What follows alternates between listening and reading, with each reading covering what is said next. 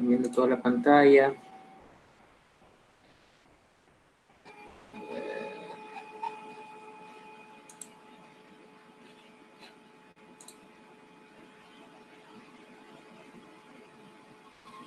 Ya, ¿podría indicar si están viendo todos la pantalla? ¿Alguien? Sí, doctor. Ya, bien. Al inicio de la clase vimos las disposiciones generales del Código Orgánico General de Procesos. Básicamente esto regula la actividad procesal en todas las materias no penales. No aplica o no regula de manera primaria lo que son la materia constitucional, electoral y penal. ¿Por qué digo de manera primaria? Porque, por ejemplo, tanto la Ley Orgánica de Garantías Jurisdiccionales y Control Constitucional como el Código Orgánico Integral Penal en sus disposiciones generales establecen que establecen que el Código Orgánico General de Procesos se aplicará de manera supletoria a las normas previstas, sean en la Ley Orgánica de Garantías Jurisdiccionales que regula materia constitucional, como el Código Orgánico Integral Penal. Vemos que a quien le corresponde la dirección del proceso es al juez, quien es el que controla las actividades de las partes procesales y evita las dilaciones innecesarias.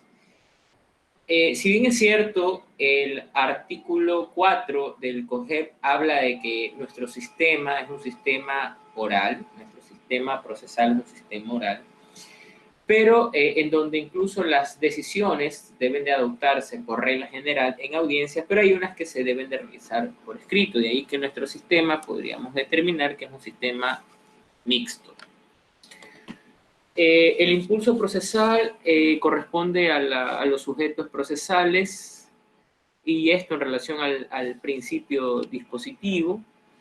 Vemos que se garantiza también el principio de inmediación desde sus dos aristas, la inmediación subjetiva y la inmediación objetiva. Quiere decir esto, la relación directa que tiene el juez con las partes o el juez con el objeto del proceso o los medios de prueba. También tenemos que los jueces garantizarán los datos personales de las partes procesales que se destinen únicamente a la sustanciación del proceso, y eso hace relación al principio de intimidad. Todas las audiencias, todo el proceso se manejará desde el punto de vista de la publicidad y la transparencia. Claro, hay ciertos asuntos que por su naturaleza tienen el carácter de no público, como por ejemplo el asunto de niñez y adolescencia.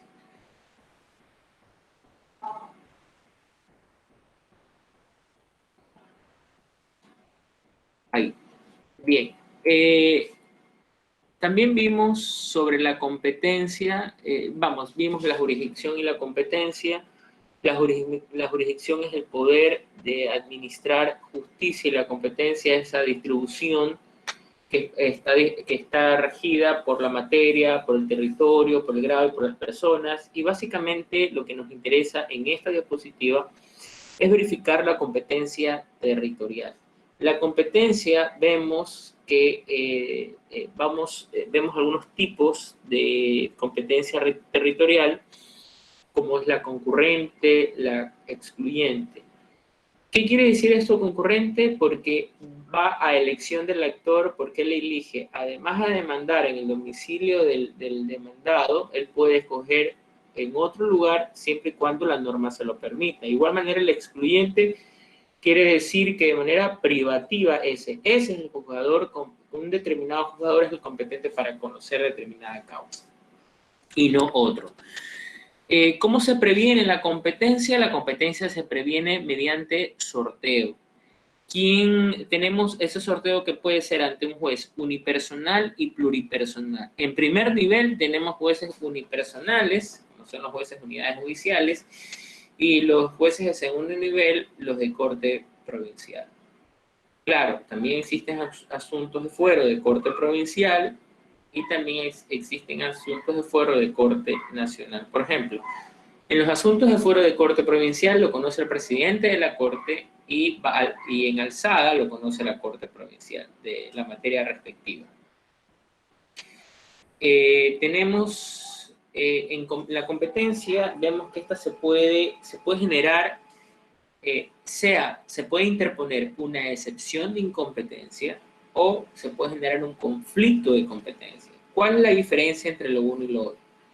La excepción de incompetencia básicamente está a cargo de la parte demandada. ¿Cuándo la plantea? La plantea esa excepción al momento de la contestación a la demanda. Pero también, por ejemplo, cuando se trate de una incompetencia en razón de la materia, aunque no la plantee en la contestación a la demanda, puede alegársela en la audiencia respectiva cuando se trate en la fase de saneamiento e indicar que el juzgador es incompetente en razón de la materia. Cuando es incompetente en razón de la materia, el juzgador no le quedará de otra que declarar la nulidad de todo lo actuado y remitir al juzgador competente. Sin embargo, cuando la competencia es en razón del territorio, grado y personas, no declarará la nulidad, sino que declarará la inhibición y remitirá al juez competente. A diferencia en la incompetencia en razón de la materia, el juzgador estará obligado a declarar la nulidad y remitir al juzgador competente. El conflicto de competencia se genera cuando puede haber dos tipos, el conflicto positivo y el conflicto negativo. El conflicto positivo se da cuando dos jueces pretenden ser competentes y el conflicto negativo se da cuando dos jueces dicen ser incompetentes. ¿Quién dirime ese conflicto de competencia? Lo dirime el superior. ¿Bajo qué aspectos? Vamos, si es un conflicto positivo de competencia, lo conoce el superior del primer juez en declararse competente. Si es un conflicto negativo de competencia, al contrario, lo conoce el superior del último juez en declararse incompetente. Por ejemplo, si es un juez de unidad que hay un conflicto negativo o positivo de competencia, lo conoce el juez de corte provincial. Si existe un conflicto positivo o negativo de corte provincial, lo conoce la Corte Nacional de Justicia. Si existe un conflicto negativo o positivo de corte nacional, lo conoce la Corte Nacional.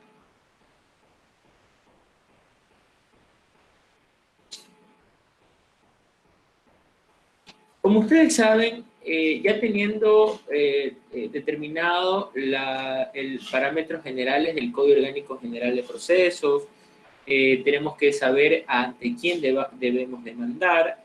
Vemos que la demanda, como la contestación a la demanda, o la reconvención o la contestación a la reconvención, son aquellos denominados actos de proposición.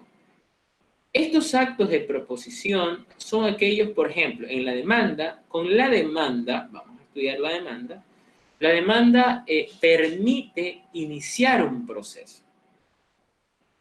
Al presentar una demanda, la forma de iniciar un proceso es a través de la demanda.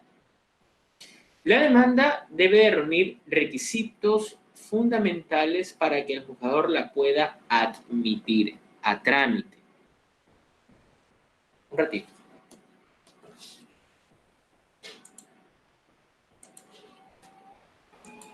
Tengo que hacer esto porque existen estudiantes que entran y tengo que autorizarles. Ahora bien, les decía que la demanda debe reunir requisitos. ¿Estos requisitos cuáles son? La designación del juzgador ante quien se propone. Por ejemplo, evidentemente, como ustedes saben, la competencia se radica por sorteo, se previene por sorteo. Ustedes, por ejemplo, si es un asunto laboral, se señalará juez de la Unidad Judicial de Trabajo del Cantón Guayaquil, provincia del Guayas. Por ejemplo, con sede en la ciudad de Guayaquil, provincia del Guayas. porque todavía no se sabe cuál es el nombre del juez, pero sí la denominación, la autoridad competente en razón de la materia y del territorio, de los grados también, y evidentemente por las personas. Debe de indicarse los datos generales del autor, claro, para identificar cuál es la persona que está demandando. Vamos a ver más adelante cuáles son los sujetos procesables. Se debe señalar el RUT cuando se lo requiera, los datos del demandado, entre ellos también donde debe citarse a la persona demandada. Recuerden que la citación puede ser bajo 3 aspectos o bajo 3 vías. La citación en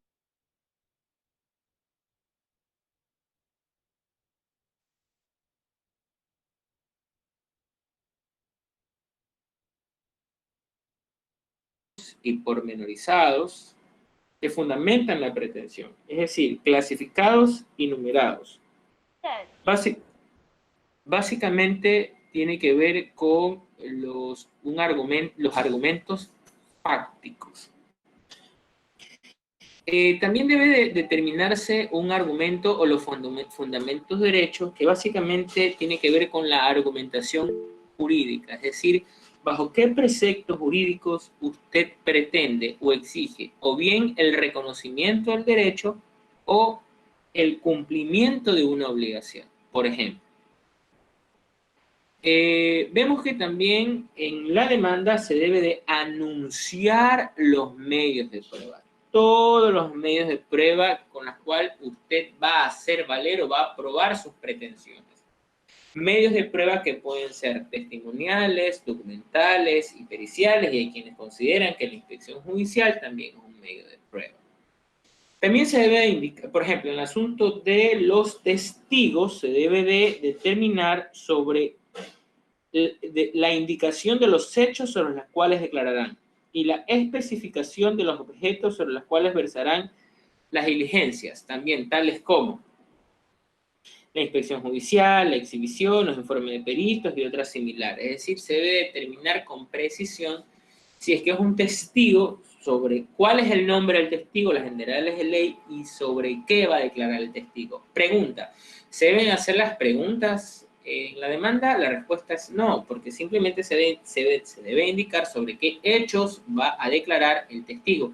Evidentemente, ese testimonio tiene que ser útil, tiene que ser pertinente y tiene que ser conducente. ¿Por qué? Porque eso va en relación a los argumentos fácticos expuestos en demanda. Esto es sobre los hechos. Porque, bueno, el derecho, recordemos que existe un principio jurídico que se llama principio iura novit curia, que permite al juzgador suplir omisiones de derechos, pero no sobre los hechos. Eso lo ponen las partes procesales. Se debe determinar la pretensión clara y precisa de lo que se exige. Totalmente, porque imagínense, es la causa petendi. ¿Qué es lo que usted quiere que se establezca en una demanda? También se debe determinar la cuantía. Claro, hay cuantías indeterminadas, que eso vamos a ver más adelante en otra diapositiva, los tipos, cómo se debe determinar la cuantía. El procedimiento en que debe sustanciarse la causa, evidentemente, por ejemplo, un procedimiento voluntario, un procedimiento monitorio, un procedimiento ordinario, un procedimiento sumario, un procedimiento de ejecución, se debe determinar cuál de esos tipos de procedimientos se va a realizar esa demanda. ¿Por qué? Recordemos que existen etapas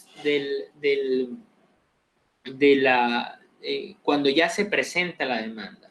Esto viene a ver con la calificación de la demanda. La calificación de la demanda, ¿verdad? Puede estar sujeta también a, o bien la califica, el juzgador tiene varias vías. La primera, manda a completar o aclarar la demanda por falta de los requisitos establecidos en la ley, o la califica admitiéndola a trámite y ordena la citación a la parte demandada. O en su defecto, el juzgador puede inadmitir la demanda. ¿Cuándo la inadmite? La inadmite el juzgador cuando es incompetente o cuando existe indebida acumulación de pretensiones. ¿Qué quiere decir eso? Yo pretendo, por ejemplo, que se me reconozca tal hecho, pero ese hecho eso únicamente se puede sustanciar bajo un tipo de procedimiento. Pretendo un hecho B, claro, ese tipo de hecho debe sustanciarse bajo otro tipo de procedimiento. De ahí que cuando existe colisiones de procedimientos, evidentemente el juzgador va a calificar o va a inadmitir la demanda por indebida acumulación de pretensiones. Esa inadmisión de la demanda está sujeta a una apelación. Ahora bien, debe evidentemente constar las firmas del actor, del procurador, representante legal y su defensor. Si no pudiere firmar, se insertará su huella digital, para lo cual comparecerá ante el funcionario judicial correspondiente que insertará la respectiva razón. Ahora bien, un ratito.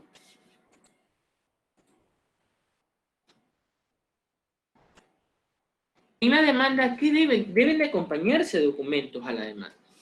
¿Qué documentos se deben, ojo, es imperativo, se deben acompañar a la demanda?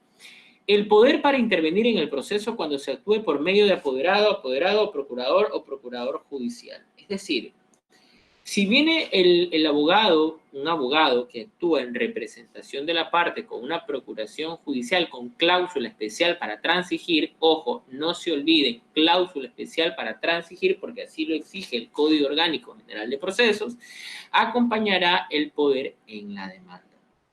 También los habilitantes que acrediten la representación del lado del actor si se trata de una persona incapaz. Claro, imagínense que quien demande sea una compañía. Bueno, esa compañía es un incapaz relativo que necesita un representante legal, judicial, extrajudicial, que puede ser el gerente, el presidente, dependiendo de quién se le haya otorgado de conformidad con los estatutos, la representación legal. Y si es conjunta, deben de intervenir ambos. Asimismo, por ejemplo, si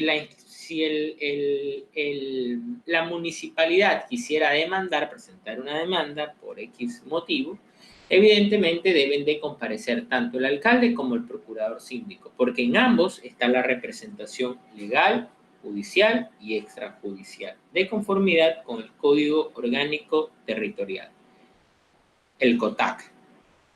Ahora bien, se debe acompañar también la prueba de la calidad de heredero o heredera, cónyuge, curadora o curadores de bienes, administradora, administrador de bienes comunes, albacea o de la condición con que actúe la parte actora, salvo que tal calidad sea materia de la controversia. Y aquí uno de los documentos, por eso yo les decía, en cuanto a los medios probatorios, la importancia de la prueba, por eso que los mandé a ver esos videos, sobre los medios probatorios de que disponga destinados a sustentar qué cosa, la pretensión, que es lo que usted quiere, precisando los datos y toda la información que sea necesaria para su actuación. A ver, recordemos, medios de prueba, en la cabeza, nunca se olviden. Los anuncios probatorios se los realiza tanto en la demanda, en los actos de proposición, los anuncios probatorios. Pero bueno, vamos ahorita en la demanda. En la demanda se anuncian los medios probatorios, ok, se anuncian por escrito en la demanda. También se acompañan los documentos por los cuales ustedes van a sustentar su prueba, su pretensión, a través de los medios de prueba. Pueden ser prueba documental, prueba pericial. El testimonio no lo va a adjuntar a la demanda, es decir, no va a adjuntar una persona en un clip, ahí en una demanda. No, lo que tiene que hacer es detallarse, sea un testimonio o una declaración de parte sobre qué hechos van a declarar.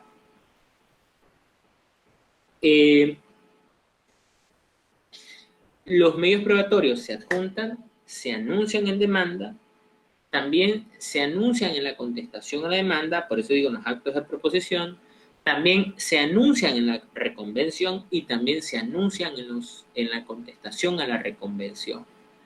¿Por qué? Porque todos estos actos de proposición deben de reunir los mismos requisitos que una demanda. Así que esto tiene un efecto transversal o que irradia dichos requisitos a todos los actos de proposición. Entiéndase, demanda, contestación a la demanda, reconvención y contestación a la reconvención. También, ¿dónde se los anuncia? Se los anuncia en la audiencia, se los vuelve a anunciar de manera oral en la audiencia. Si usted omite anunciar de manera oral un medio de prueba que consta detallado en la demanda, simplemente equivale a como que si no lo hubiera anunciado. Repito, el anuncio probatorio no solamente se hace por escrito, sino también se hace de manera oral. Deben de ser los mismos medios de prueba que hayan sido anunciados por escrito. También permite el Código Orgánico General de Procesos practicar, o mejor dicho, solicitar y si que se lo admite, practicar, prueba nueva en primer nivel, prueba nueva en segundo nivel y nueva prueba, ojo, nueva prueba, cuando se refiere a la contestación de la contestación a la demanda. ¿Quién tiene esa facultad de anunciar nueva prueba? El actor. El actor. Es decir, vamos, se los voy a ejemplificar. Si Rolando presenta una demanda, Juan es el demandado. Juan contesta la demanda, evidentemente, y en esa contestación añade un hecho nuevo no expuesto en demanda. Entonces, el actor, para no quedar en indefensión, puede en la contestación de la contestación a la demanda anunciar como nueva prueba, ¿verdad?, un medio probatorio. Pero esa nueva prueba tiene que ser en relación a los nuevos hechos establecidos en la contestación a la demanda. No pueden versar sobre hechos que no hagan relación a la contestación a la demanda. De lo contrario, se vuelve un medio de prueba inconducente. Porque por más útil y pertinente que sea, se vuelve inconducente. ¿Por qué? Porque no ha sido obtenido de conformidad con la ley y la Constitución. Recordemos que la Constitución de la República establece que todo medio de prueba actuado en violación a la Constitución y a la ley carece de eficacia probatoria. En los casos de expropiación, un momento, por favor, la declaratoria de utilidad pública, el certificado de propiedad y gravámenes emitidos por el registrador de la propiedad, el certificado de catastro en el que conste el avalúo del predio. Son documentos importantísimos. Repito, en los casos de expropiación, la declaratoria de utilidad pública, el certificado de propiedad y gravámenes emitidos por el registro de la propiedad, el certificado de catastro en el que conste el avalúo del predio y los demás que se exigen en cada caso.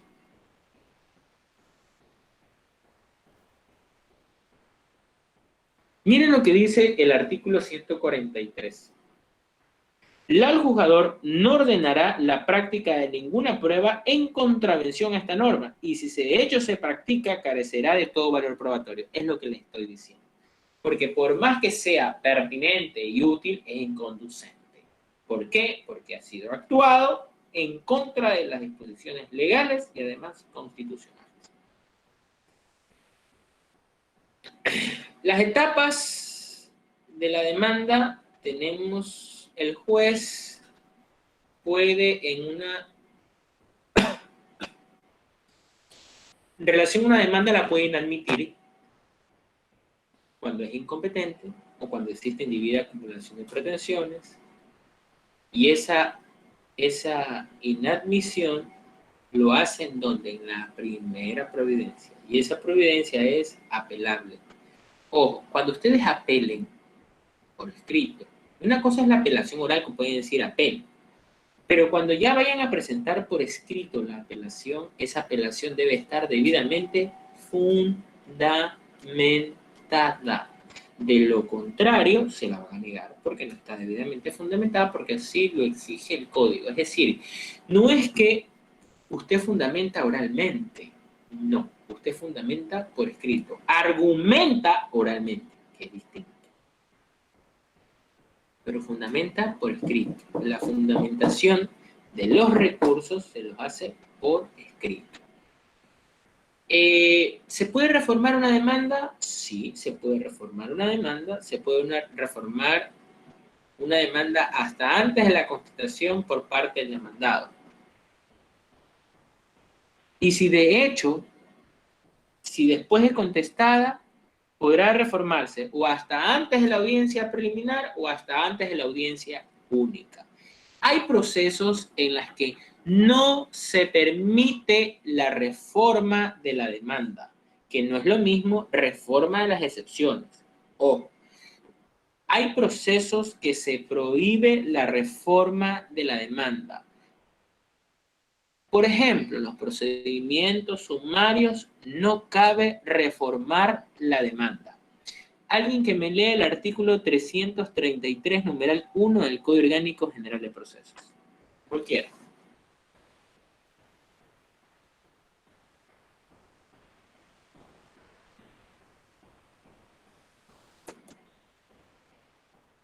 (333, numeral 1).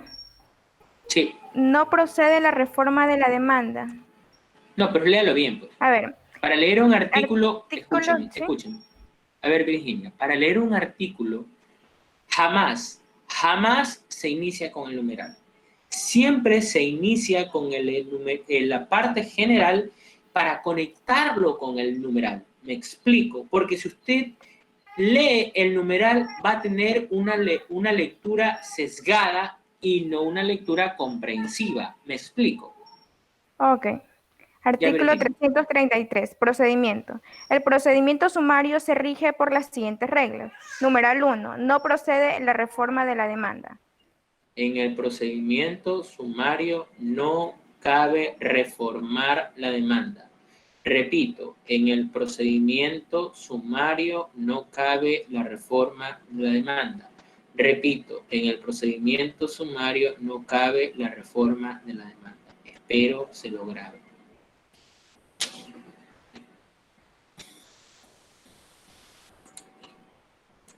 Seguimos. Un momento.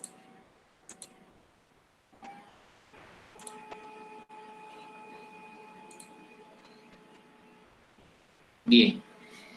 El juez, al momento de calificar, también puede mandar a completar o aclarar, ¿eh? Ahora, si no completa o no aclara la parte, se archiva y ese archivo es apelable. Si completa o si está todo completo, el juez la ordena, califica, declara imprecisa y completa y ordena la citación de la demanda a quién, al demandado. Existen efectos jurídicos de la calificación de una demanda. ¿Cuáles son esos efectos jurídicos de la calificación de una demanda? Dice el 149 del COGEP que calificada la demanda se generarán los siguientes efectos. 1. La competencia inicial no se alterará, aunque posteriormente se modifiquen las circunstancias que la determinaron. Un ratito.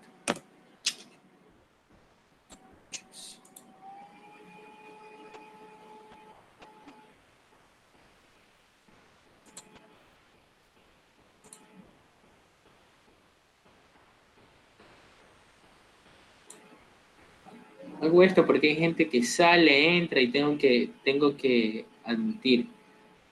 Voy a hacer lo siguiente. En la primera hora, si yo estoy dando clases así y se meten después, ya no los voy a, sino hasta la segunda. Sí, porque si no me van a cortar la idea.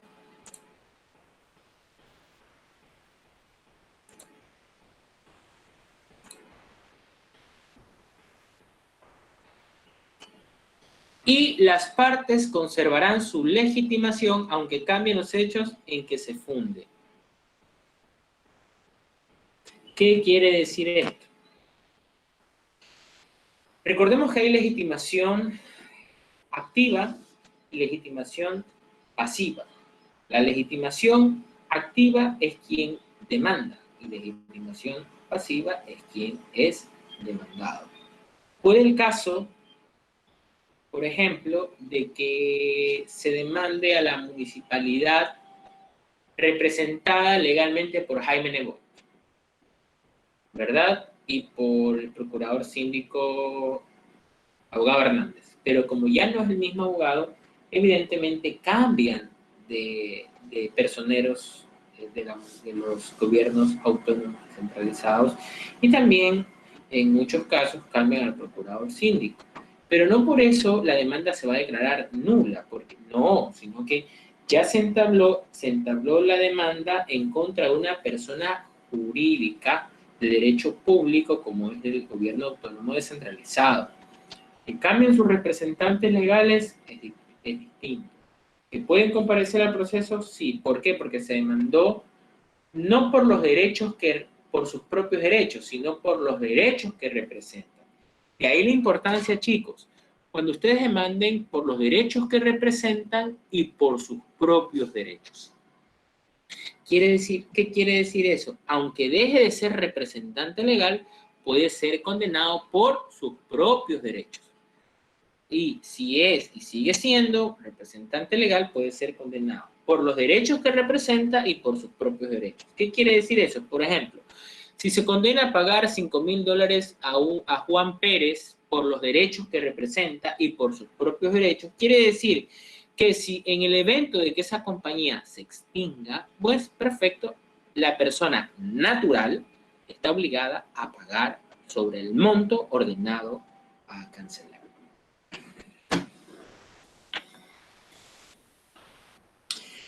Les decía que en cuanto a la cuantía, ¿verdad? La determinación de la cuantía es uno de los requisitos esenciales de la demanda. Un ratito.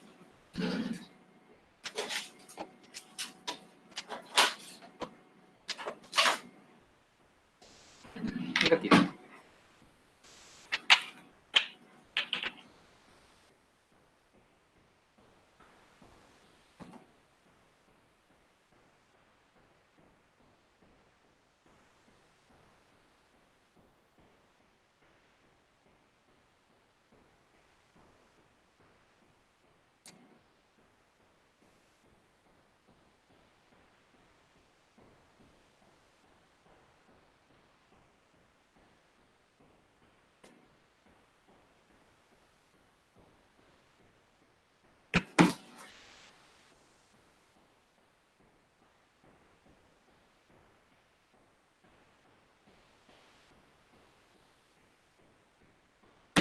También estoy manejando con el celular el código para ir también explicando de manera simultánea.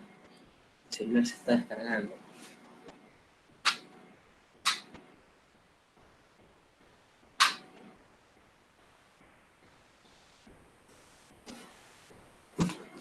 Bueno, no importa. Vamos, se tomarán en cuenta los intereses líquidos del capital, los intereses que están pactados en el documento, como se proponga la demanda, los frutos que han liquidado antes de proponerla. Por ejemplo, cuando se trate relacionar los derechos del valor indeterminado que sobre las cosas susceptibles de apreciación, se fijará la cuantía atendiendo el precio de las cosas. Por ejemplo, de un bien inmueble, dependiendo del avalúo que se da. En los procesos provenientes de arrendamiento, la cuantía se determinará por el importe de la pensión de un año. Cuando se trate en el proceso de alimentos, el máximo de la pensión reclamada por la del actor durante un año. En materia laboral, se cuantificará cada una de las pretensiones de la del actor para establecer la cuantía. Por ejemplo, en materia laboral, si usted está reclamando despido intempestivo, es un rubro. Desahucio es un rubro. Remuneraciones impagas es un rubro. Triple recargo es otro rubro. 13º sueldo, un rubro. 14º sueldo, un rubro. Vacaciones, un rubro. Todas esas tienen que estar cuantificadas y luego se suman. Sí, a eso se refiere. Y una cuantía indeterminada únicamente cuando trate de asuntos no apreciables en dinero o que no se encuentren previstos en los incisos anteriores. Por ejemplo, cuando se mande un daño moral. Claro, usted puede decir, demando 5 millones de dólares. O puede también determinar una cuantía indeterminada.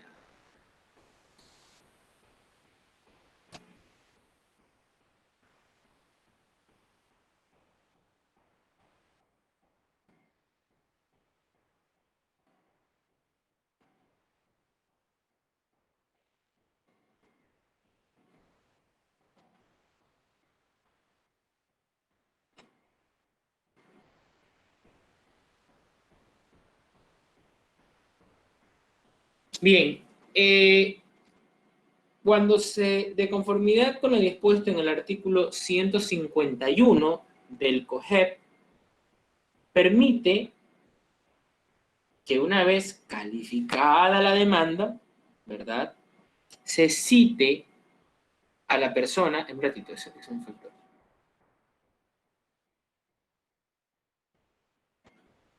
Aquí, calificar la demanda. Si no cumple, manda a completar o aclarar en el término de 5 días. Si no lo hace, ordenará el archivo y la devolución de los documentos sin necesidad de dejar copias. Será apelable. Si cumple, el juez calificará, tramitará y dispondrá la práctica de las diligencias solicitadas. En materia de niñez, el juez fijará la pensión provisionalmente y el régimen de visitas. En caso de expropiación urgente, el juzgador al momento de calificar la demanda, ¿verdad?, ordenará la ocupación inmediata del inmueble siempre que la demanda se acompañe el precio fijado en el avalúo comercial municipal. El juez dispondrá la inscripción al registro correspondiente de las demandas que versen sobre dominio y posesión de inmuebles o muebles o sujetos a registro, y antes de que se cite con la demanda se realizará su inscripción y se comprobará con el certificado respectivo. Calificada la demanda, ¿verdad?, se ordena la citación del demandado. La citación que puede ser por personal, por boletas, por medios de comunicación. Existen efectos de la citación. Por ejemplo, lo encontramos en lo previsto en el artículo 64 del Código Orgánico General de Procesos, reformado, que dice en la parte pertinente: 1. Requerir al lado el citado a comparecer ante el juzgador para deducir excepciones. Si está citado, el demandado tiene la oportunidad de comparecer y deducir excepciones, pero si está citado en legal y debida forma y no comparece, esa negativa se entenderá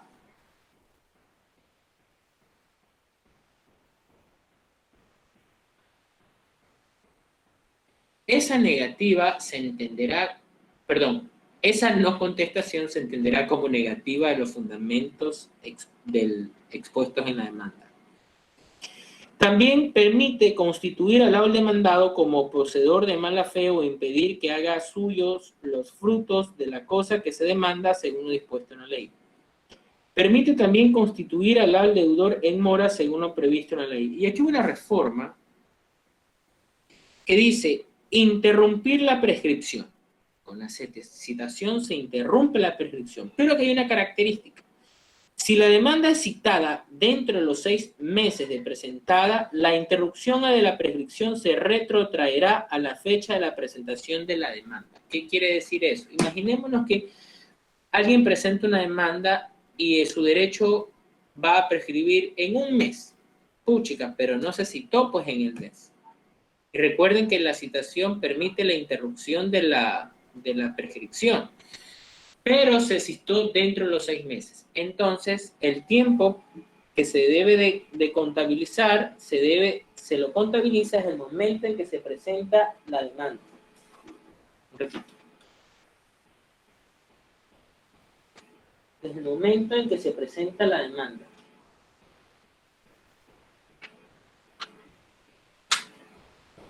De tal manera que si una persona presentó un ratito.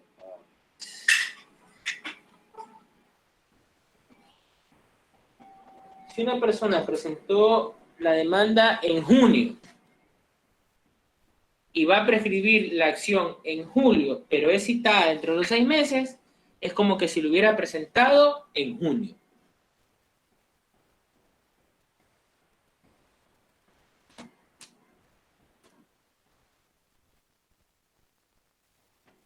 Ahora bien, tenemos la demanda, ¿verdad? La calificación, la citación, y vamos a ver a la contestación a la demanda. El artículo 151 nos da el camino o la forma de que debe de contener la calificación de la demanda. Debe de tener los mismos requisitos previstos en la demanda, donde se debe de anunciar la prueba. Por eso les decía que en los actos de proposición, sea demanda, contestación, reconvención o contestación a la reconvención, debe reunir los mismos requisitos de la demanda. Debe haber un pronunciamiento expreso sobre lo que crea, sobre cada una de las pretensiones de la parte actora, la veracidad de los hechos alegados en la demanda y sobre la autenticidad de la prueba documental que se haya acompañado, con la indicación categórica de lo que admite y de lo que niega. Ojo con esto. Recordemos el artículo 169 del Código Orgánico General de Procesos. ¿Quién tiene la carga de la prueba? Quien alega. Pero el momento de que al contestar el demandado hace una afirmación, se invierte la carga de la prueba. Y esa inversión de la carga de la prueba le toca al demandado probar su afirmación. Claro, hay casos de que la misma norma, la misma ley te dice en qué casos se invierte por ley la carga de la prueba, como por ejemplo en materia ambiental, en materia de alimentos, se invierte la carga de la prueba. Y también, por ejemplo, en materia laboral, cuando se trate de haberes sociales. Entiéndase por haberes sociales las remuneraciones, el 13º, 14º, las vacaciones. Eso, el empleador es el que debe de probar que está al día en los pagos. Y ahí la importancia, chicos, de que, por ejemplo, en materia laboral, los empleadores deben de guardar todo y cada uno de los roles de pago firmados en legal y debida forma por el trabajador, porque en el evento de que se los demande por el no pago de remuneraciones o décimos o vacaciones, y ustedes no acreditan que han pagado, deben de pagar. Deben de pagar. Cuando se alegan o se presentan las excepciones previas al momento de contestar la demanda o al momento de contestar la reconvención. Ese es el momento procesal para alegar sobre una excepción previa. Pero no solamente alegar, sino que también debe acreditarse probatoriamente sobre esa excepción previa. Las excepciones previas son de carácter taxativas, es decir, solo son aquellas que previstas en la norma. Hay 3 tipos de excepciones previas. La excepción previa, subsanables, las no subsanables y las de puro derecho. Las subsanables mandan a completar o a corregir la demanda, perfecto. Es la única forma, por ejemplo, que se permite reformar una demanda, por ejemplo, en materia de sumario. Yo digo, ¿sabes qué? Yo no tengo la legitimación, yo soy,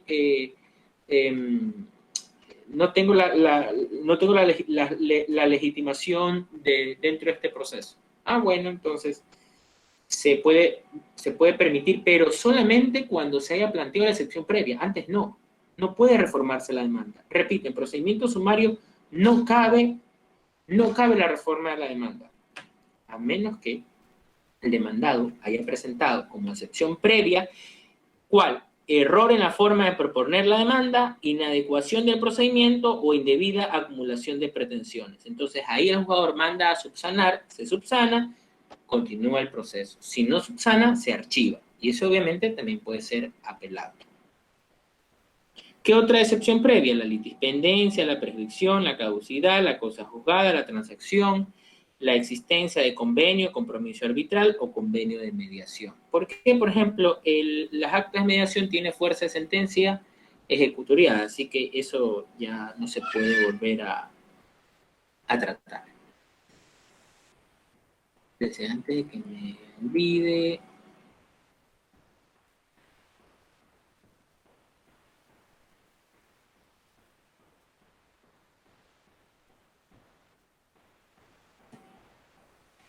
Un ratito.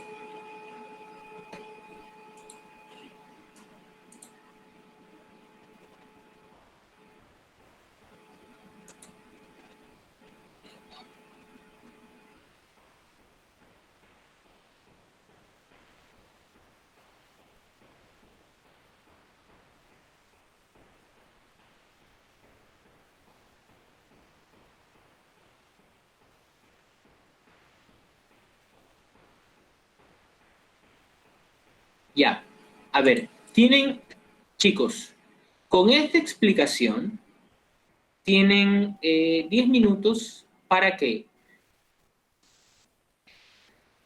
organicen sus ideas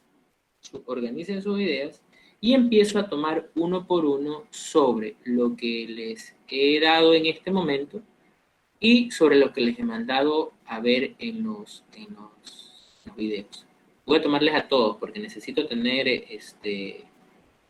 aportes. Así que tienen 10 minutos para revisar, para organizar sus ideas, etc. ¿Ok? Son las 7:30, nos vemos a las 7:40. 10 minutos.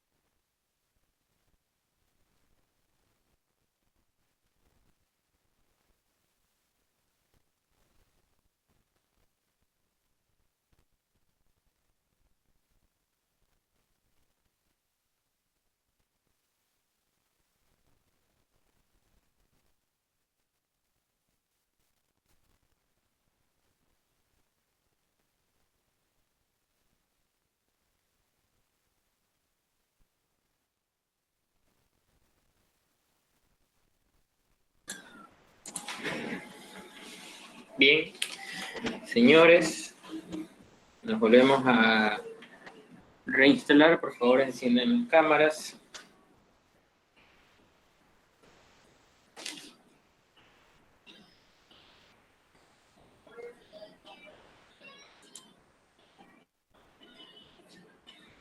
Bien, algún voluntario, por favor, puede expresar a través del chat quien desea intervenir de manera voluntaria.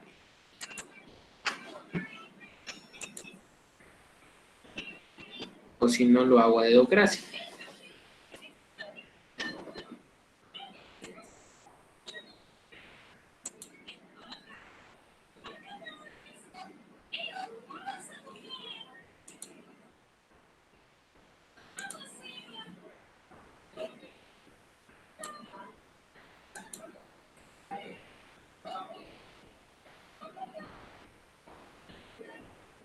Raúl Álava, ¿quiere intervenir?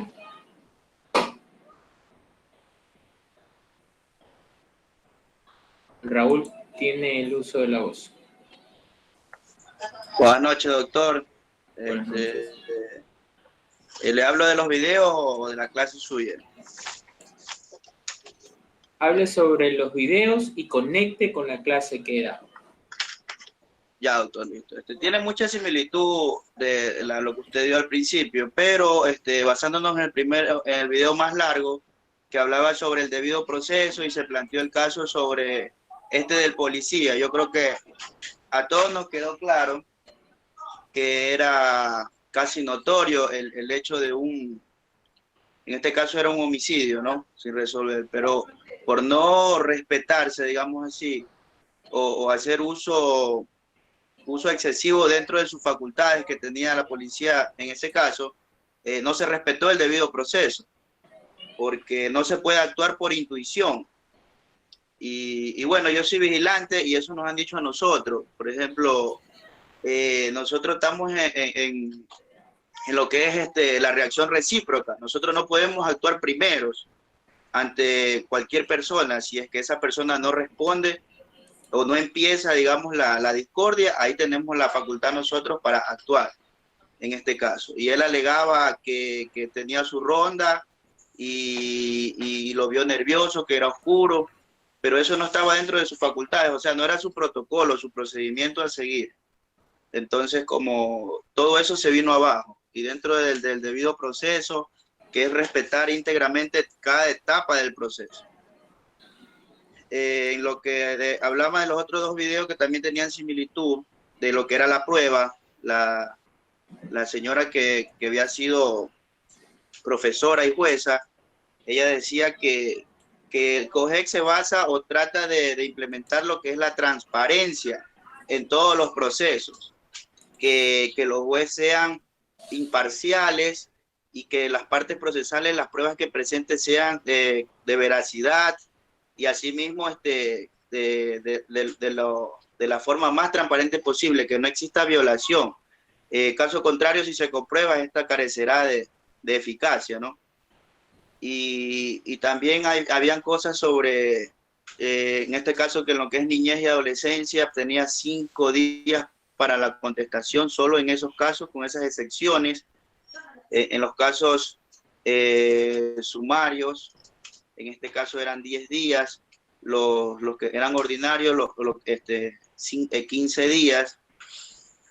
Otra cosa que me llamaba la atención, en cambio, el último video del minuto, de la hora 35 más o menos, ella más hablaba sobre exhortación a los jueces y los procedimientos, dándole las facultades que ellos tenían, que ellos en ningún momento tenían digamos, que tomar esa parte de la iniciativa o llevarse el protagonismo, que eso ya había quedado en la historia, porque ahorita era todo lo que era la oralidad. Sabemos que es mixta en el caso de la redacción de sentencias y hay cierta que otra que haya que entregar algún papel por escrito, pero la oralidad es la que prevalece. Entonces tiene que basarse a todo lo que es estipulado de las partes procesales en este caso, que ellos están capacitados para verificar con filtros o valoraciones las pruebas que le presenten las partes procesales y ellos ver cuál las admiten.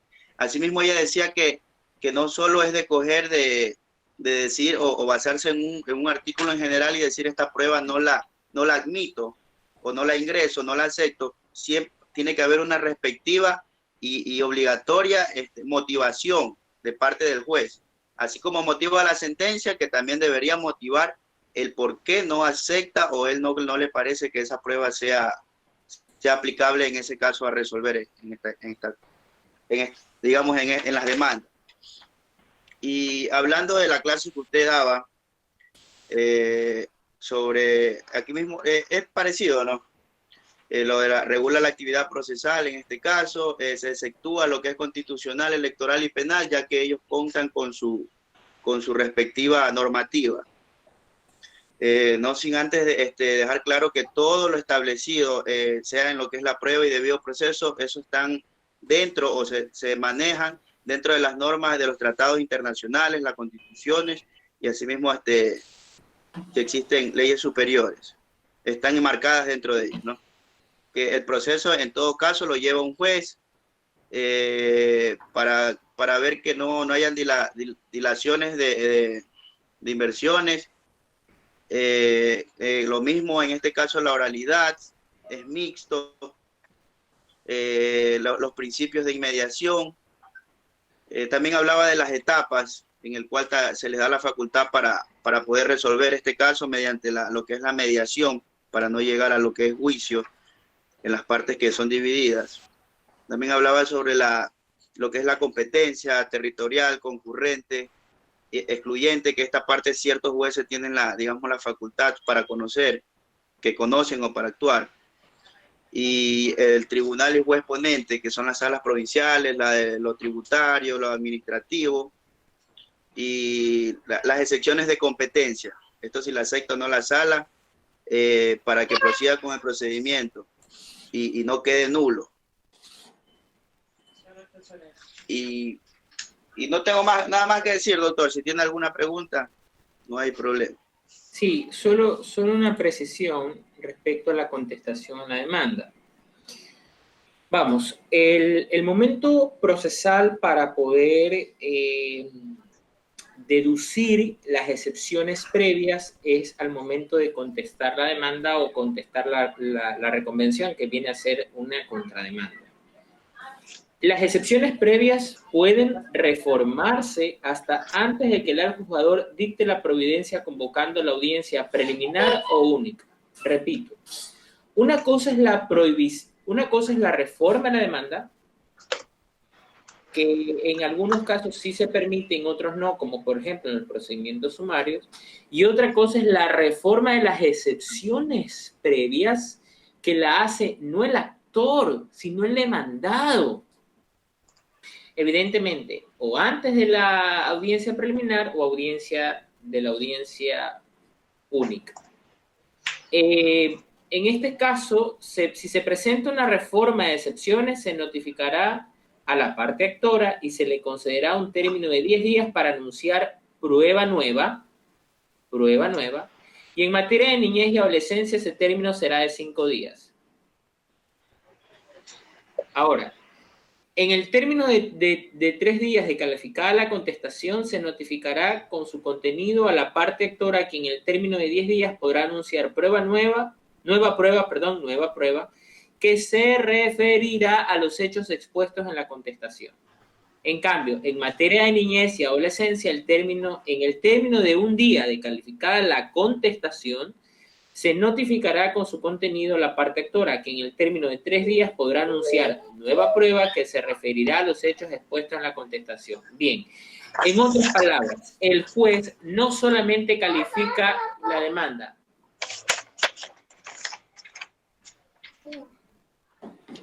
sino que también califica la contestación a la demanda. Y hay términos, evidentemente, para contestar la demanda y también para que el juez conteste, para que el juez resuelva o califique la contestación a la demanda, y también hay términos para que el actor pueda anunciar nueva prueba. Y esa nueva prueba debe de referirse a los hechos expuestos en la contestación, no a otros hechos. No puede introducir hechos distintos a los o para reforzar su demanda. No, tiene que ser hechos relacionados. Escucho un ruido.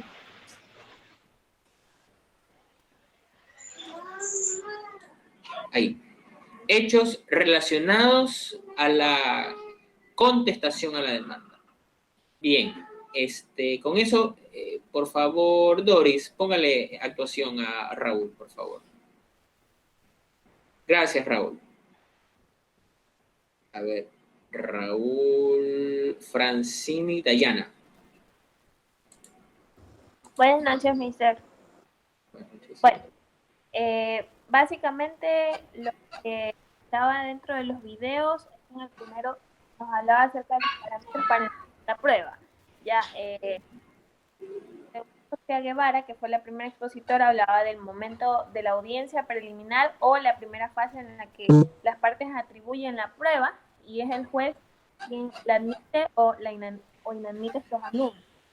Que la prueba tiene que ser entendida como un eje en el ordenamiento, ya que es una garantía básica del debido proceso.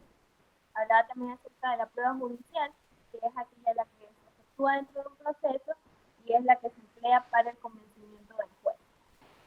También se estimaban dos aristas, que era sobre el elemento de verificación y el elemento de convicción. Los elementos partes del OGEP, que es en actos de proposición, donde es obligatorio, que es una demanda, la proposición de una demanda, la convención, la constitución de la convención, como también decía, que ya eso, la admisión y negación, que es propio de la audiencia preliminar o primera fase de la audiencia única. El juez realiza dos tipos de juicio. Es el juicio de admisión y el juicio de valoración. En el juicio de admisión, el juez debe admitir, previa contradicción de parte, aquellas pruebas que reúnan los requisitos de pertinencia, consistencia, utilidad, que es la que se basa para poder aceptar o inadmitir la prueba. Y en cuanto a la valoración, que se sobre la el artículo 60 hablaba de los requisitos de la prueba practicada según la ley, que será dirigida por el juez con imparcialidad y estará orientada a esclarecer la verdad. Hablaba acerca de los aspectos previos a la admisión, el objeto basado en los hechos controvertidos, la formulación del objeto de la controversia y la fijación de los puntos o hechos de la tarea del juez al momento de la admisión. Se hablaba también acerca de las pruebas que se consideran impertinentes, que eran por una de las partes, los hechos imposibles. Francine, yo no sé, Francine, yo no sé si es problema de su internet o del audio, que a veces se escucha como que entrecortado. No sé. Ahí a ese le escucha mejor. Ya. Bueno, hablaba acerca de los hechos, de las pruebas consideradas como impertinentes, ya, y de los últimos que eran los hechos notorios o públicamente evidentes. También se hablaba de la conducencia, de la pertinencia, que es también lo que ya hemos analizado en clase.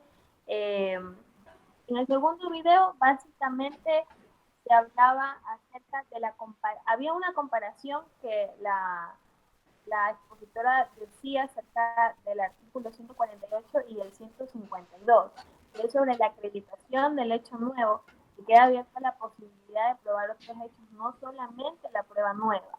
Y decía que existe una contraposición con el artículo 336 sobre la procedencia de la reforma de la demanda, que dice que son solo aplicables en procedimientos ordinarios y los demás procedimientos,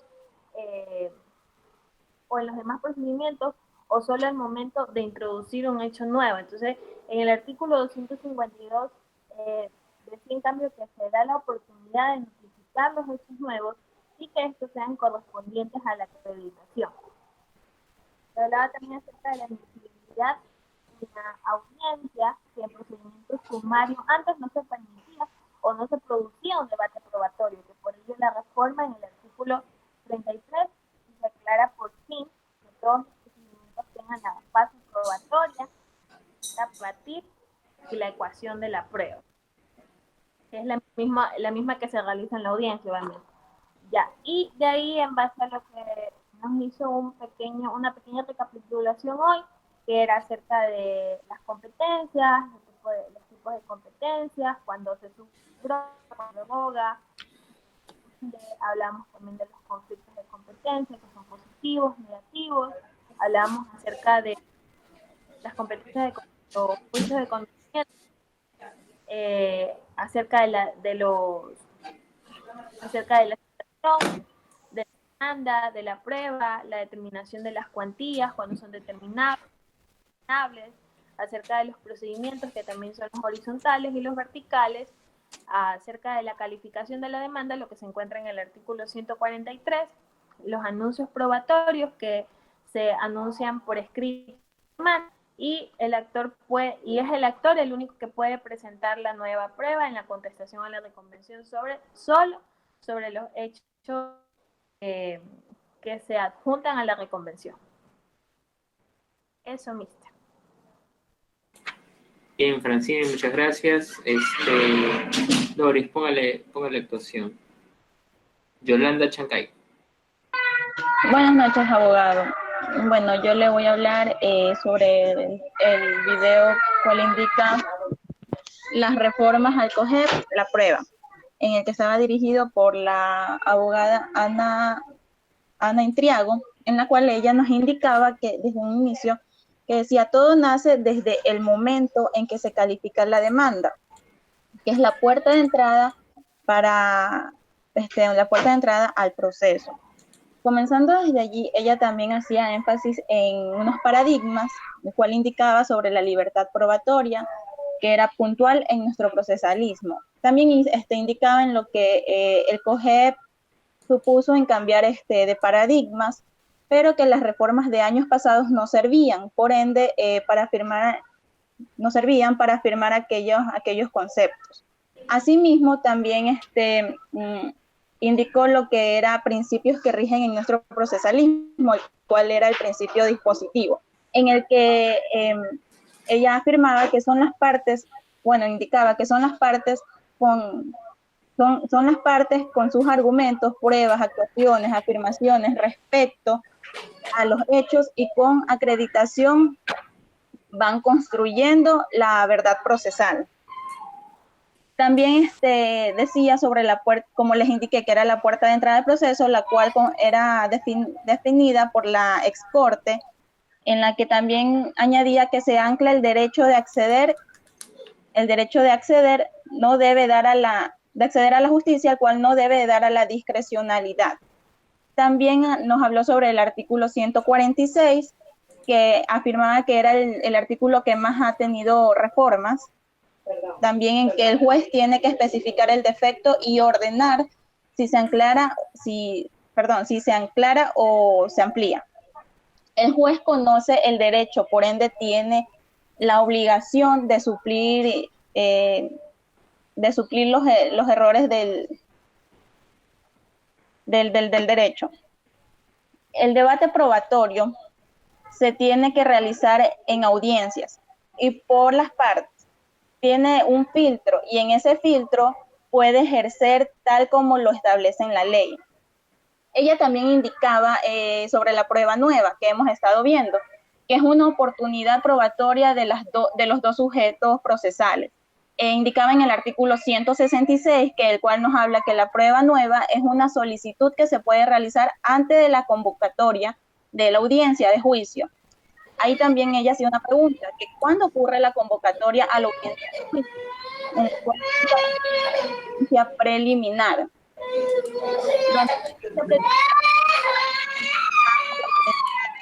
Juicio.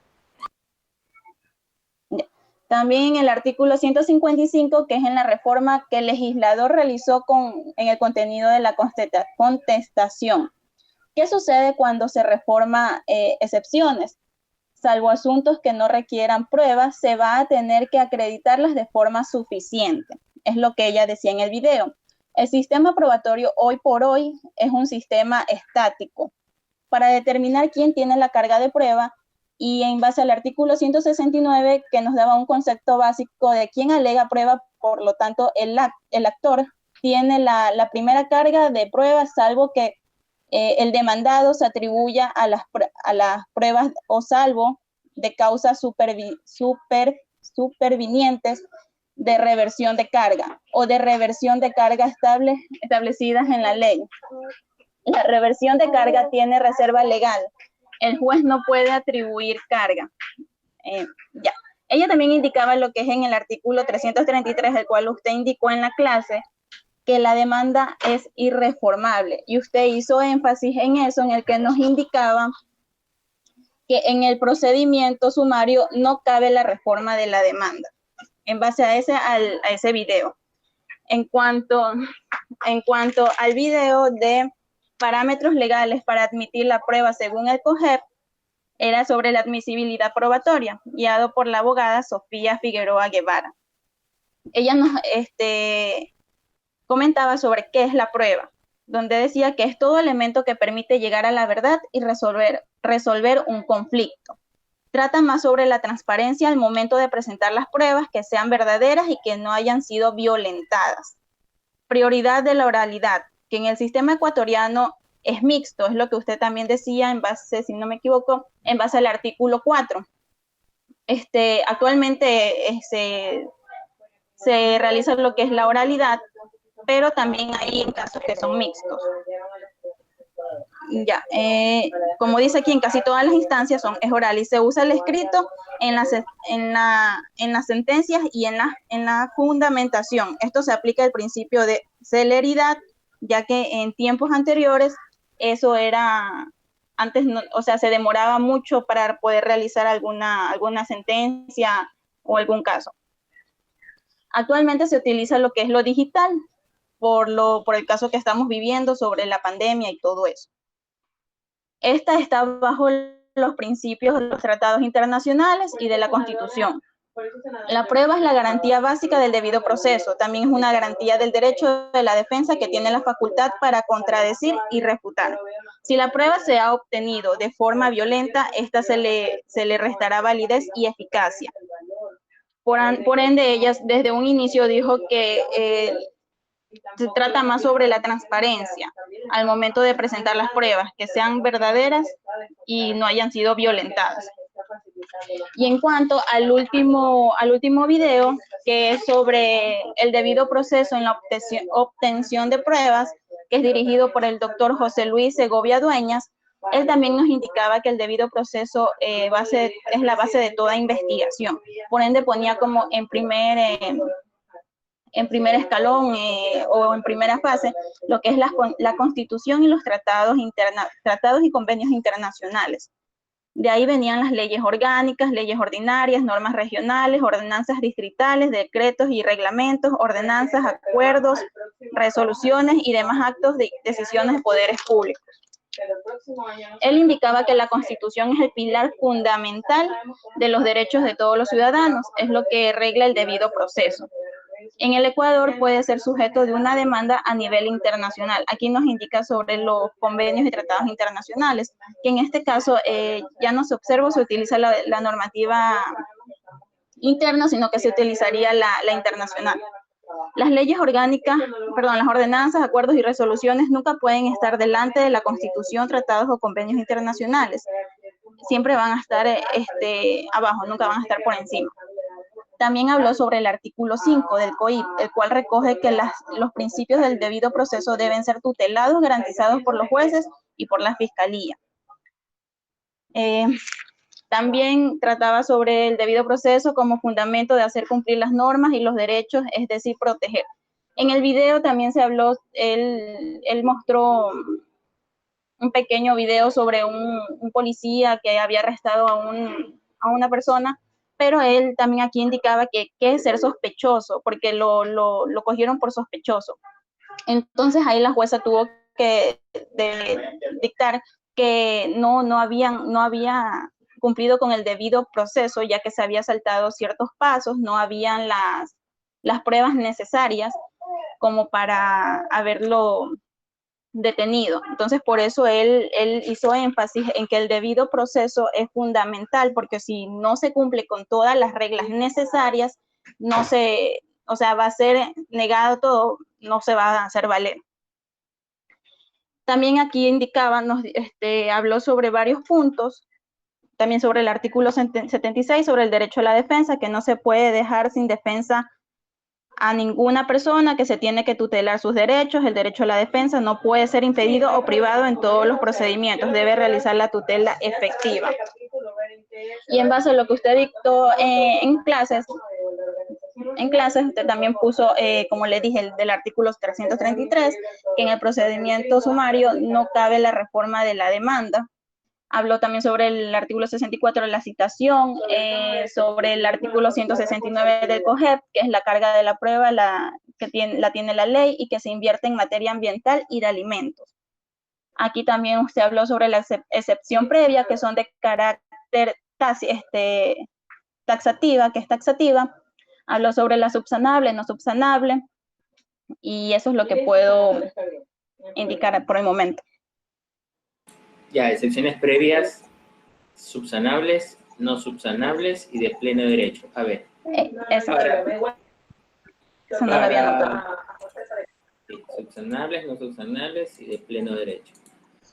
Que les va a tocar revisar para la próxima clase la resolución 12 del año 2017 de la Corte Nacional de Justicia, que habla sobre las excepciones previas. Deber para la próxima clase. ¿En qué otro tipo, para dar una precisión, en qué otro tipo no procede la reforma de la demanda? En el procedimiento monitorio. En el procedimiento monitorio no procede ni la reforma a la demanda ni la reconvención, de conformidad con lo dispuesto en el artículo 359, segundo inciso del COGEP. Repito, no procede la reforma a la demanda ni en los procedimientos sumarios ni en los procedimientos monitorios. En el procedimiento sumario se permite la reconvención conexa. En el procedimiento monitorio se prohíbe la reconvención.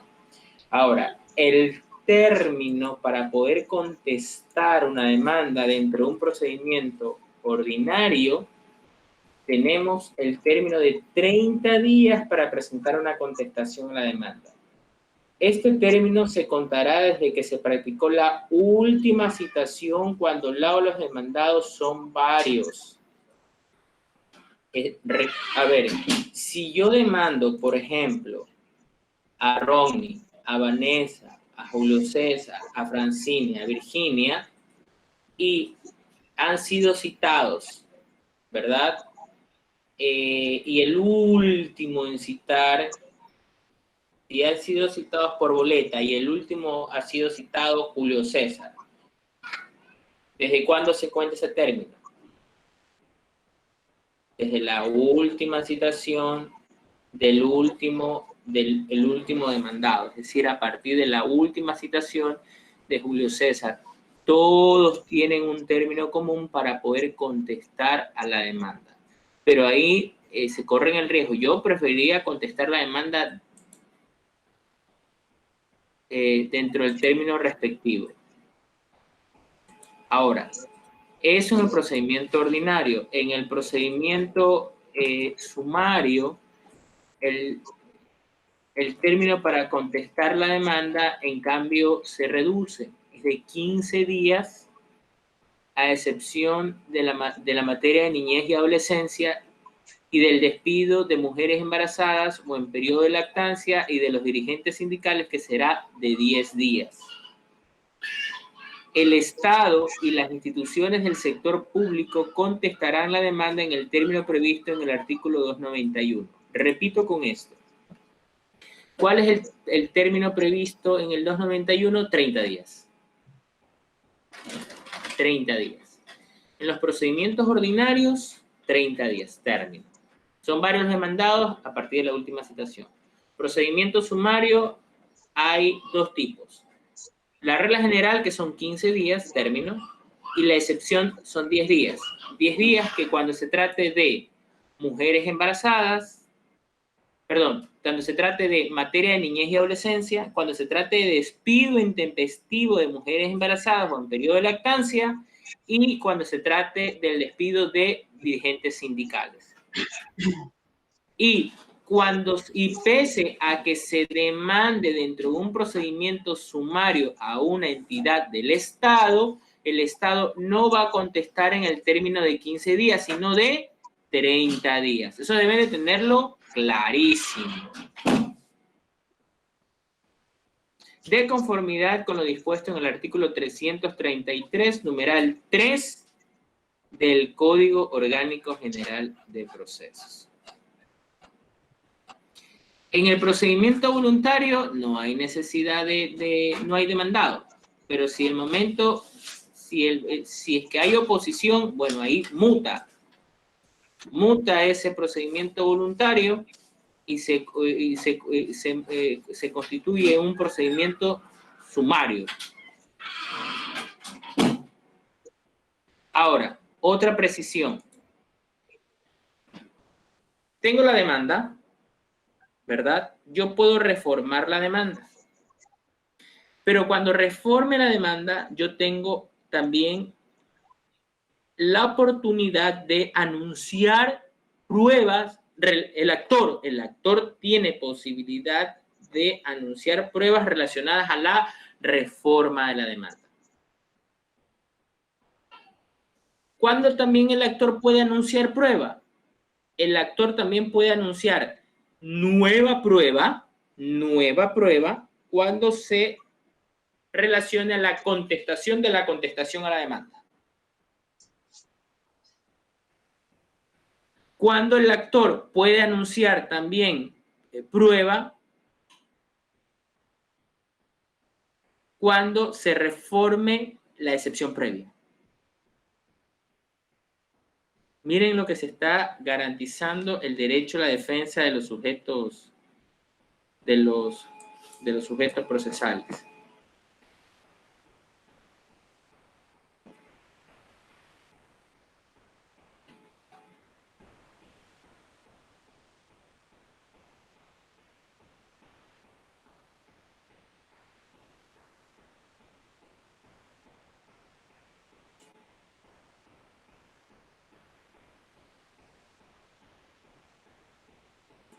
Repito, el actor cuando reforme la demanda, ¿verdad? Cuando reforme la demanda, él puede anunciar medios probatorios relacionados a la reforma de la demanda.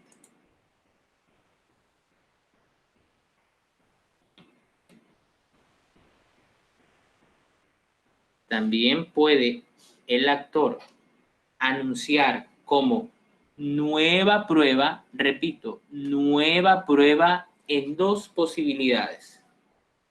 La una, cuando se reforme las excepciones previas. ¿Quién reforma las excepciones previas? ¿El actor o el demandado?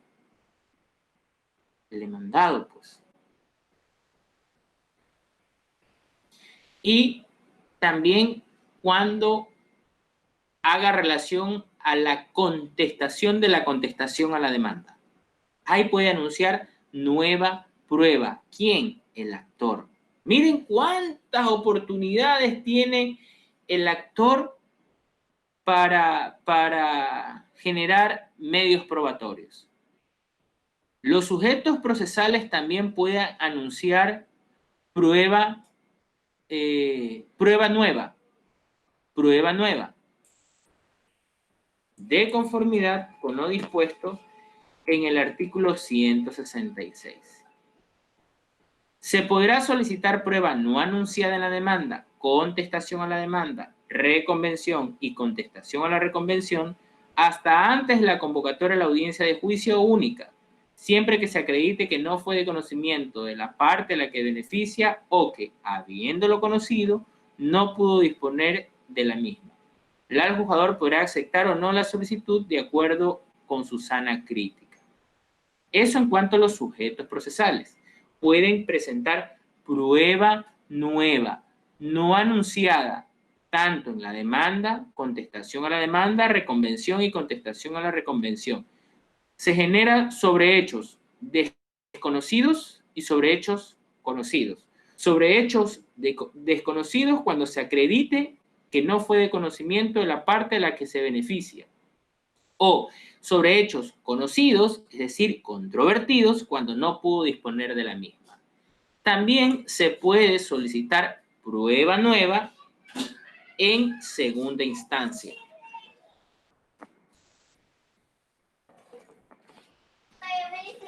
¿Le echaste un súper?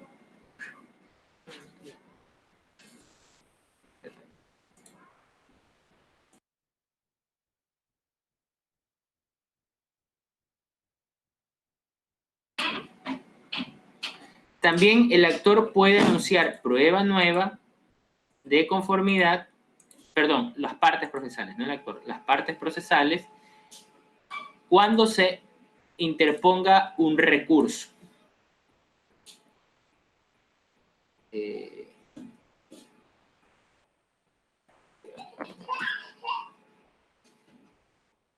Cuando se lo fundamente de conformidad con lo dispuesto en el artículo 258, segundo inciso, que dice, tanto en la fundamentación como en la contestación, las partes anunciarán la prueba que se practicará en la audiencia de segunda instancia exclusivamente si se trata de acreditar hechos nuevos.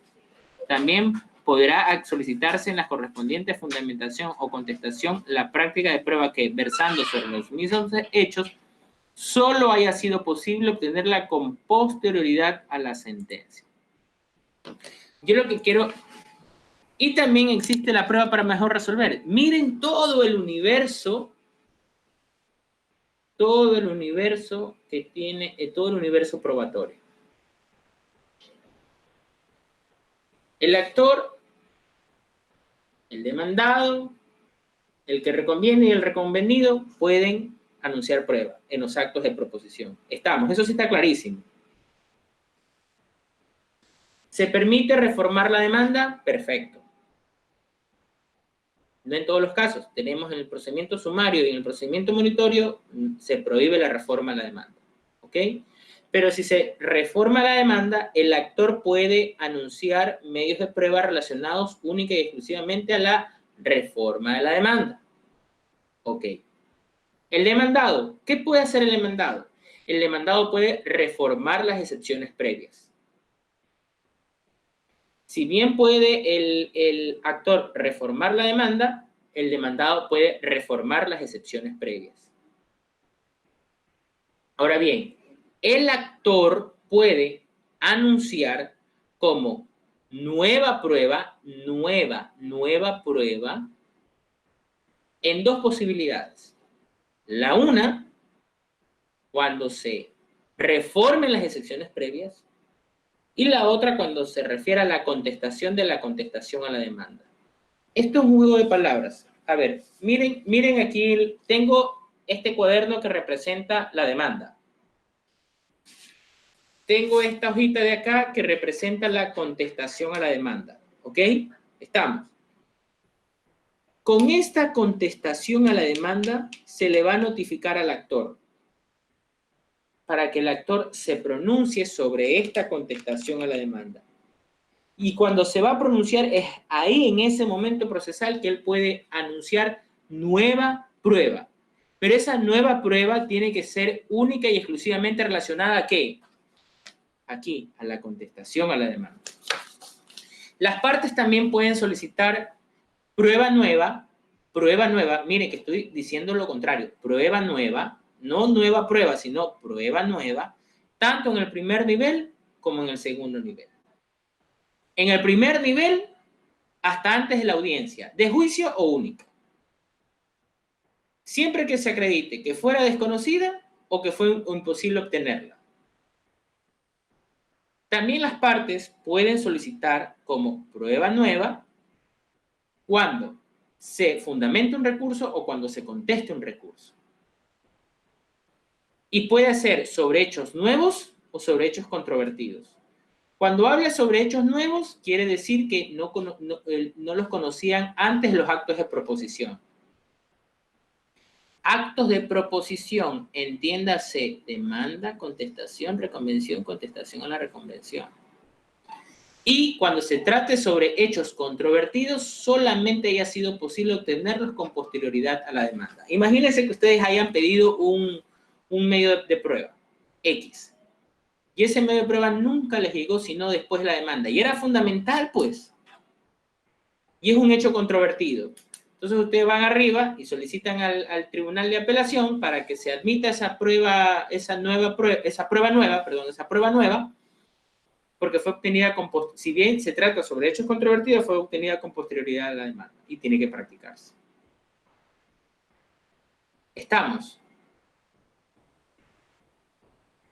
Por eso es que yo les decía, insisto, esto de la prueba y la prueba y la prueba, porque hay un mundo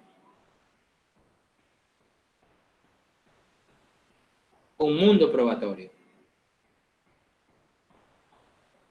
Bien, déjeme ver quién más. ¿Quién terminó hablando ahorita? ¿Quién fue que terminó? ¿Quién terminó? ¿A quién le toca?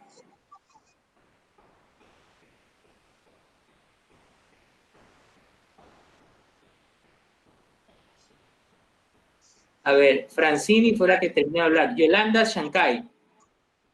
Yo ya hablé. Perdón. Iber. Doctor, buenas noches. Sobre el debido proceso en la obtención de la prueba, quiero hablar un poco de eso y luego lo que dio. O sea, la Constitución se maneja, en primer lugar, el video hacía referencia a la pirámide de Kelsen, de cómo están compuestas todas las leyes, igual que los de la Constitución, los tratados internacionales, las leyes orgánicas, leyes ordenadas y las demás normas. De todo esto quiero recalcar que de una u otra forma la persona que estaba en el video dio a entender de que los tratados internacionales sí están sobre la Constitución. Y yo comparto también esa postura. En ciertos casos sí están los tratados internacionales sobre la Constitución. Es más, de manera literal lo expresa el artículo 424. Es cuestión de leer. El Código de Procedimiento Civil, donde estaban donde era lo que hoy en día conocemos como el COI, se manejaba por un sistema inquisitivo, el cual el juez era el encargado de realizar toda la investigación. Por ende, quedaba el derecho, en cierta forma, había mucha vulneración para las personas. Antes de 2008 existían muy pocas leyes orgánicas, habían bastantes ordinarias, pero muy pocas orgánicas. La Constitución de 2008, en sus artículos 5 y artículos 76, garantiza ese derecho al debido proceso a estas personas y como yo me refiero a los principios, son las bases que sostienen en sí el derecho, ¿no? Para poder vivir en sociedad. Luego que se viene interpretando en el mismo artículo 66 de la Constitución, desarrolla que todo lo que es el debido proceso está plasmado ahí, al igual que lo recoge el COIC en el artículo 5, de lo que ya nosotros ya hemos estado mencionando. Eso en lo que vendría a ser en sí en el debido proceso en obtención de la prueba. De lo que usted estaba manifestando, en primer lugar mencionó lo que es disposiciones preliminares, ¿no? Del artículo 1 al artículo 8, quién dirige el proceso. El juez es el que dirige el proceso, el juez es el que evita que se dilate o que intenten actuar de mala fe las partes. Él es el encargado de dirigir el proceso. También te menciona sobre los principios que versan sobre el principio de oralidad, que ya lo conocemos, que lo acogemos en el COGEC, cosa que no se daba de esta forma, por lo que no existía celeridad, era algo lento el proceso. En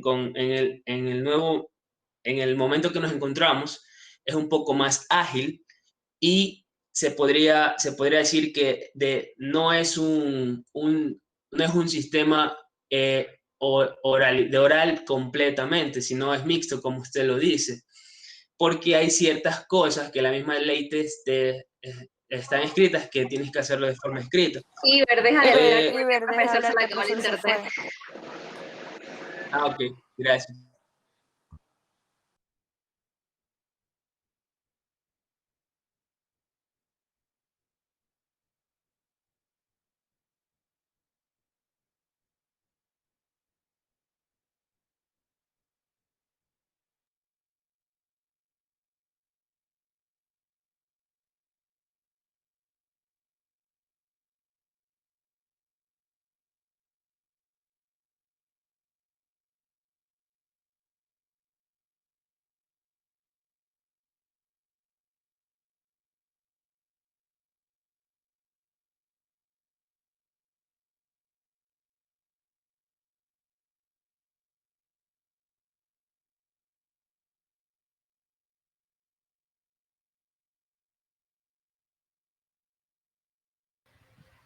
Chicos, ya se pueden salir de la sesión.